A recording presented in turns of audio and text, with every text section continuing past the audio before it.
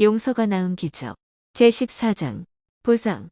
악인이 전당물을 도로 주며 억탈물을 돌려보내고 생명의 윤리를 준행하여 다시는 죄악을 짓지 아니하면 그가 정령 살고 죽지 않을지라. 그의 본래 범한 모든 죄가 기억되지 아니하리니.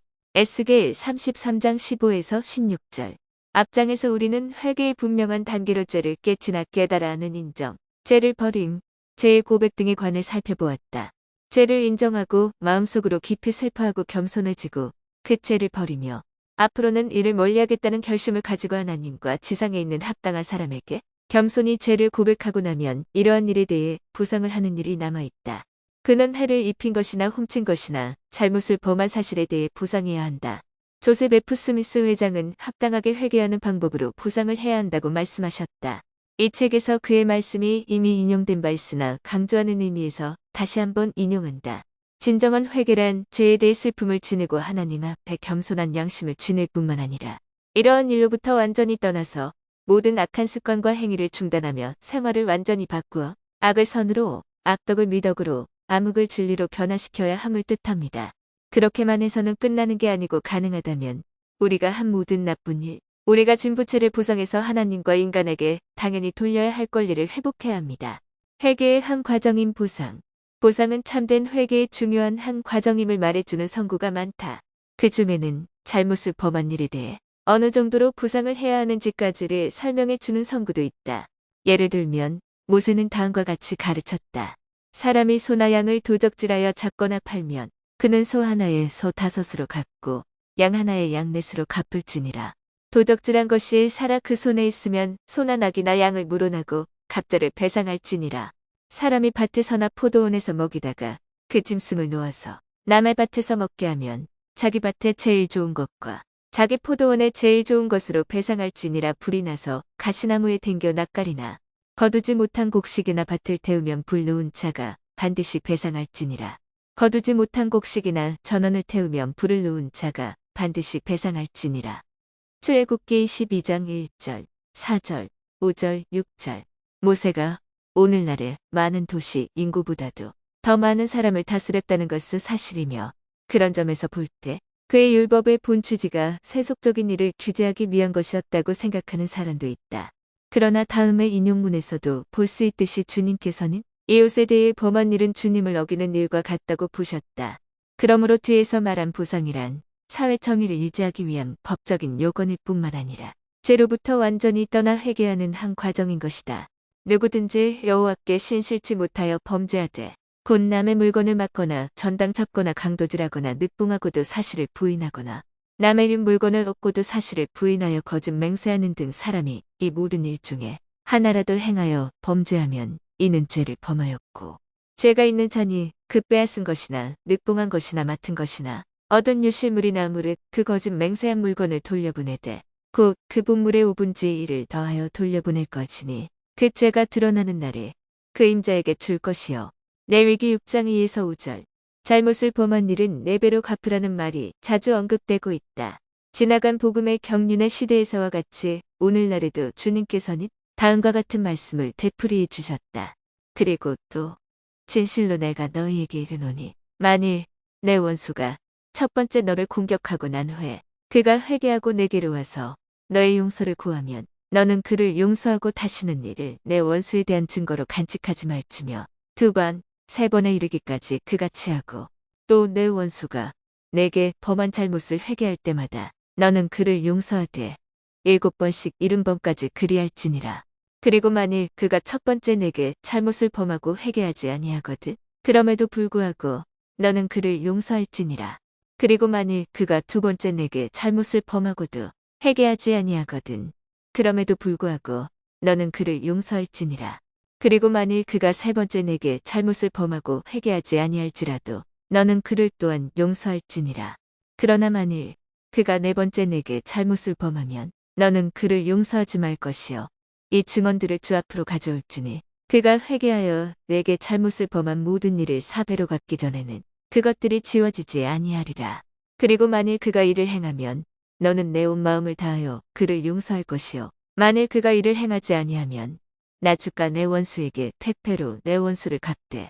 교리와 성약 98편 39에서 45절. 무지하기 때문에 죄를 범하는 사람도 있다. 죄가 된다는 것을 알지 못하고 행한 행위라 할지라도 그것이 죄가 됨을 알았다면 보상을 해야 한다. 보상이 회개의 일부라는 것을 잘 나타내주는 좋은 예를 보여준 삭개오라는 사람이 있다. 부자이며 세리장인 그는 키가 작았으나 양심적인 사람이었다. 그는 특별한 때에 그의 집 앞을 지나가는 예수를 뽕나무 위에 올라가서 볼 수 있었다. 그는 주님을 볼 수 있었을 뿐만 아니라 실제로 손님으로 맞이할 수가 있었으니 이는 주님께서 그에게 어서 내려오라. 내가 오늘 내 집에 유하여야 하겠다. 누가복음 19장 5절 고 명하셨기 때문이었다. 이 장면을 목격한 여리고 주민들은 그리스도가 죄인의 집에 손님으로 묵게 된다고 불평하였다. 그들은 구세주께서 삭개오에게 호의를 베푸는 것이 잘못된 일이라는 것을 알리려는 듯이 불평을 했던 것이다. 삭개오가 서서 주께 여짜오되 주여 보시옵소서. 내 소유의 절반을 가난한 자들에게 주겠사오며 만일 네 것을 토색한 일이 있으면 4배나 갚겠나이다. 예수께서 이르시되 오늘 구원이 이 집에 이르렀으니 이 사람도 아브라함의 자손이미르다. 누가복음 19장 8에서 9절. 완전한 보상이 불가능할 때가 있음. 이상의 인용문과 예에서 보았듯이 회개하는 죄인은 가능한 한 보상해야 한다는 것이 분명해졌다. 가능한 한이라고 말한 것은 합당한 보상을 할 수 없는 죄나 부분적으로만 보상할 수 있는 죄가 있기 때문이다. 도둑이나 강도는 훔친 물건을 돌려줌으로써 부분적인 보상을 할 수 있다.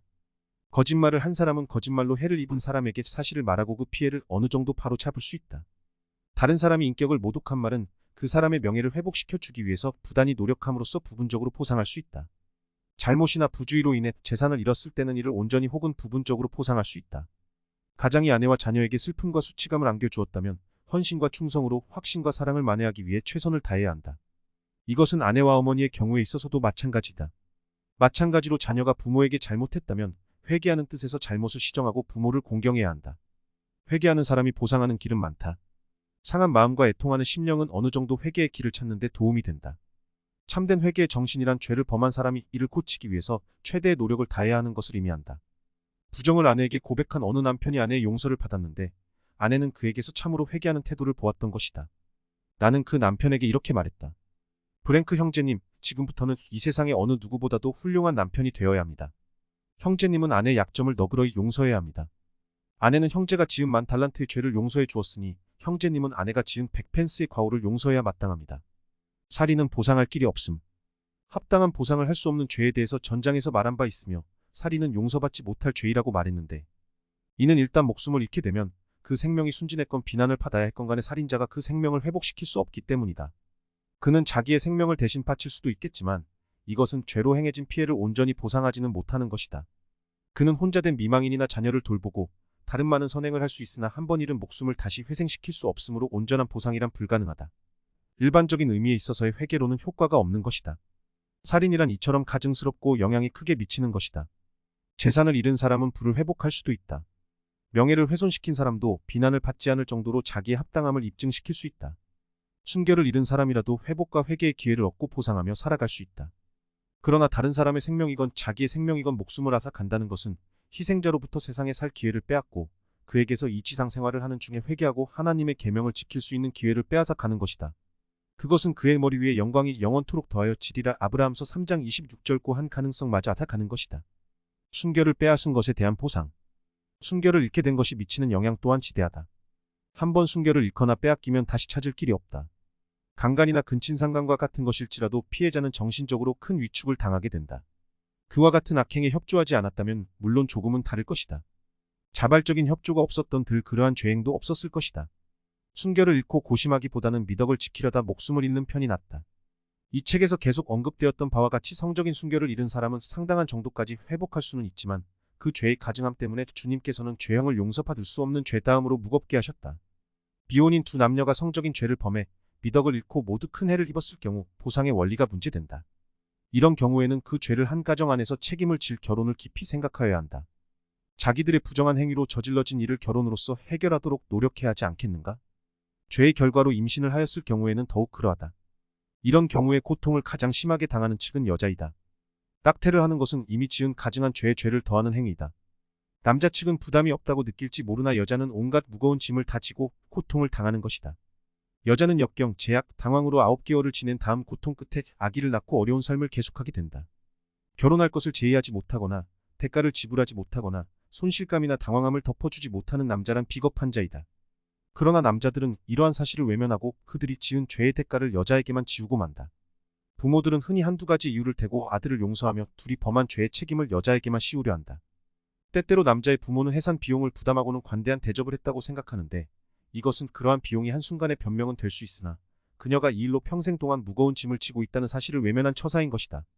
돈을 주어 문제를 해결하려 하거나 평생의 문제를 여자 측에게 맡겨버리는 것은 비겁하며 옳지 못한 행위이다. 그 당시에는 감춰지거나 숨겨져서 모를지 모르나 그러한 죄를 진 자는 반드시 죄의 대가를 치르게 되고 이자까지도 계산해서 치르게 될 것이다. 죄를 범한 여자는 아이를 낳아 기르는 동안 당하게 되는 슬픔, 불편, 고통 등으로 자기의 죄가 전부 면제된다고 생각해서는 안 된다. 여자도 회개하여야 하며 응보를 받아야 한다. 남자도 역시 여자가 받는 고통이 자기의 죄를 줄여주는 것이 아니라 더해주는 것임을 알아야 한다. 여러 가지 이유로 해서 그는 가정생활을 영위할 만한 준비가 되어 있지 않을 수도 있으나 그는 자기의 부도덕한 행위로서 성인처럼 행동하였고 자기에게 무거운 책임을 스스로 지웠으니 병해를 걸고 이를 받아들여 성실히 이행해야 하는 것이다. 여자와 마찬가지로 그도 완전한 회개의 길을 찾아야 하며 책임을 피하지 않고 받아들일 수 있는 길을 찾아야 하는 것이다. 예언자들은 인간의 약점을 잘 알고 있으며 이러한 면에서 책임을 회피하려는 속성도 알고 있었다. 모세는 다음과 같은 율법을 기록하였다. 사람이 정혼하지 아니한 처녀를 피어 동침하였으면 빙패를 들여 아내로 삼을 것이요. 출애굽기 22장 16절. 또한 만일 남자가 어떤 약혼하지 아니한 처녀를 만나 그를 붙들고 통관하는 중 그 두 사람이 발견되거든 그 처녀로 아내를 삼을 것이라. 그가 그 처녀를 욕 보였은즉 평생에 그를 버리지 못하리라. 신명기 22장 28에서 29절. 남자 측으로 볼 때 이러한 문제는 외부에 알리기를 꺼려하는 부모들 때문에 감추어지거나 대수롭지 않게 넘어가기 쉬운데 이러한 부모는 자식에게 회개할 기회를 주지 않고 그의 죄를 배가시키고 있다는 것을 깨달아야 한다. 진정한 회개란 보상과 모든 책임을 다하는 것과 모든 피해를 다 보상해 주는 것을 의미한다. 그러나 대부분의 부모는 지금까지 아들이 좋아서 데이트를 한 여자를 부정하다고 단정하고 자기 아들에게는 합당하지 못하다고 하는 일이나 그러한 책임을 묻지 않고 오히려 아들에게는 책임을 회피하게 조장하면서까지 아들을 망치려 하는 일, 여자에게 자기 아들을 피웠다고 하며 자기 아들은 여자보다는 성결하다고 하고 이 문제에 관해서는 여자가 합당하다는 것을 제고할 가치도 없다고 생각하는 것 등은 부당한 일이 아닐 수 없다. 나는 도덕적인 면에서 해이해져서 결국은 서로의 몸을 허락해 부모가 되는 젊은이들을 많이 보아왔다. 이런 경우 상대자들은 서로를 비난하며 불신하고 시기한다. 이들은 모두 자기들의 죄를 시인하나 남자는 이러한 결과를 회피하려 한다. 그의 부모도 그에게 그렇게 타이른다. 그들은 결혼이 야기할 여러 가지 문제들을 알고 있다. 나는 사무실에서 일체 외부에 알리지 않고 아무런 준비도 하지 않고 조용히 결혼을 하겠다는 의사를 표시하며 반쯤 회개한 젊은 한 쌍과 이야기를 나눈 적이 있다. 그들은 순결의 법을 어기고 사람의 눈을 피해 이사를 왔다. 이 두 사람이 왔을 때 남자는 결혼하고 싶다는 의사를 분명히 표시하였는데 두 번째 다시 왔을 때는 부모의 말에 세뇌되어 결혼할 의사가 없다고 말하는 것이었다. 나는 그의 감독을 불러 이들의 결혼을 강조했다. 사태가 이렇게 돌아가는 것을 느끼기 시작한 여자는 나약하고 이기적인 남자에 대해 존경이나 애정이라고는 느낄 수 없었지만 그래도 결혼해 주기를 팔았다. 그러나 남자의 마음은 달랐다. 그는 이렇게 말했다. 왜 결혼을 해야만 하지? 어떻게 결혼할 수 있어? 직업도 없잖아. 학교도 마치지 않았잖아. 어디서 산단 말이야? 가구는 어디서 장만하고? 부모가 되는 책임을 어떻게 다하겠어? 이 말을 듣고 나는 몇 가지 질문을 던졌다. 왜 형제는 이러한 행동을 하였습니까? 왜 부모가 되는 행위를 했습니까? 가정과 직장을 가져야 하는 일을 범했습니까? 형제가 한 무책임한 행위나 이에 대한 반응을 보아도 형제가 성숙하지 않았다는 것을 알 수 있습니다. 형제는 책임이 무엇을 의미하는 줄 모르고 있습니다. 형제는 자신과 안일함과 자기 욕망에만 관심이 있는 것 같습니다. 형제의 죄로 태어난 아이를 여자에게만 맡기고 탈환하겠습니까? 당신들은 둘 다 성장해서 현실을 직시할 때가 되었습니다. 이러한 사태는 당신들의 뜻은 아니겠지만 당신들의 행위의 결과입니다. 순결의 법을 어겼을 때 결정을 내린 것입니다. 당신들은 그것이 잘못이라는 것을 알았을 것입니다. 당신들은 이러한 사태가 옳이라는 것도 알았습니다. 이제 당신들이 성숙해서 인생의 문제를 직시하려면 좀 더 정당하고 공정한 입장을 유지하고자 한다면 고든 길에서 의로운 생활을 시작하려 한다면 책임을 다할 수 있도록 하십시오. 여러분이 미덕을 저버리는 순간 자유는 속박으로 대치되며 이는 죄가 수갑과 같기 때문에 여러분이 평안히 깃든 자유를 맛볼 시간에 속박, 제약, 슬픔, 영원한 후회로 괴로움을 당하게 되는 것입니다. 오늘 이야말로 성숙한 성인으로서 책임을 다하는 새로운 삶을 시작할 날입니다. 서로를 비난하지 말고 자기의 책임을 받아들이십시오. 마음을 결정하십시오. 여러분이 모두 이 일에 책임이 있으니 함께 문제를 해결하십시오. 서로를 용서하고 어려운 상황을 극복하며 이를 피하지 마십시오. 당신들은 가증스러운 죄를 범했습니다. 이러한 무서운 짐을 평생토록 지고 다니길 원합니까? 아니면 용서받고 싶습니까? 용서받으려면 회개해야 합니다. 회개란 무서운 죄를 인정하는 것뿐만 아니라 고백하며 버리고 피해를 입은 사람에게 모든 것을 보상해주며 남은 인생을 주님의 계명대로 살아 주님께서 결국은 여러분을 용서해 주시고 깨끗이 해주시게 되는 것을 말합니다. 회복과 용서. 나는 구애의 단계에서 실족하여 가증스러운 죄를 범했으나 결혼한 후에는 생활 태도를 바꾸어 과거의 오명을 완전히 씻은 젊은이들을 많이 보아왔다. 완전한 보상이 불가능하다고 생각되는 어려운 처지에서 그들은 최선을 다했고 회개하였으므로 용서를 받게 되었다. 회개의 과정에서 우리는 가능하면 온전히 보상해야 한다. 다시 말해서 우리가 할 수 있는 최대의 정도까지 보상하도록 노력해야 한다. 이러한 모든 과정을 통해서 우리는 용서를 갈구하는 죄인은 자기 행위에 대해 보상하기 위해서 자기에 대해 죄를 범한 다른 사람도 용서해야 한다는 것을 기억해야 한다. 주님께서는 우리가 마음속에 지니고 있는 이웃에 대한 시기 질투, 비난을 완전히 없애지 않는다면 우리를 용서하시지 않는다.